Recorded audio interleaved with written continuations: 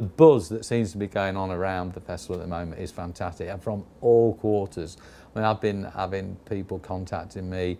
There's various parts of the press that have shown no interest in Download Festival before. Suddenly it's like, oh goodness me, there's this amazing festival at Donington Park, we really should cover it. And I'm thinking, where the fuck have you been for 10 years? You always do as you believe, so I'm gonna follow suit and take. I think, obviously, Refused on the second stage on the Sunday.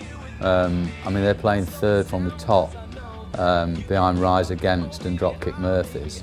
I think that is going to be absolutely off the scale. I think Machine Head on the main stage on the Friday will be sublime. I just know that they'll just come out and they'll really deliver. My old mate Steel Panther could probably be one of the bands of the weekend. We all know what they're capable of. Great fun, great entertainment, great musicians, very clever.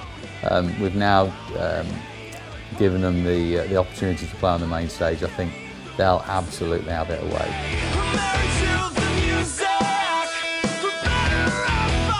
Let's think back to 2006 when I booked the Prodigy, and there was an outroar that I booked a band like the Prodigy at Download. They ended up being one of the bands of the weekend in 2006. They came back to us in 2009, headlining the second stage again, and did amazing. And here they are headlining, you know, the main stage at Donington. They'd sold out 65,000 people at Milton Keynes in their own right. Big band, an amazing band, and they've actually won people over who were a bit against, you know, the whole idea of a band like Prodigy playing the festival. Chasing the Status will do the same, mark my words. We're going to see Metallica doing the Black Album in full. The stories from the States are that they're doing it from back to front, so they're starting with the last song right the way through to Enter Sandman, which I think is just a stroke of genius. I didn't call them boring. I mean, why would you call Metallica boring? Ridiculous. And of course, I booked them for Download this year. They were the first band that I 100% confirmed. I went after them. The whole idea of them doing the Black Album was my idea. I'm sat thinking, what can we do for Download's 10th anniversary? Want to do something a bit special.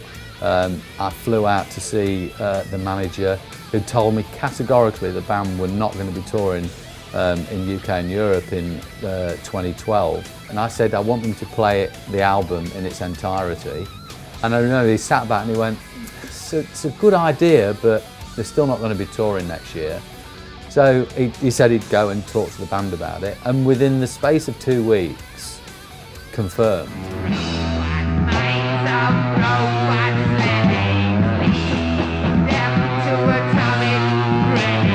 This is what the bulk of heavy metal bands have been built on. If there was no Black Sabbath, there probably would be no Metallica, there would be no Machine Head, there would be no Lamb of God, there'd be no Megadeth.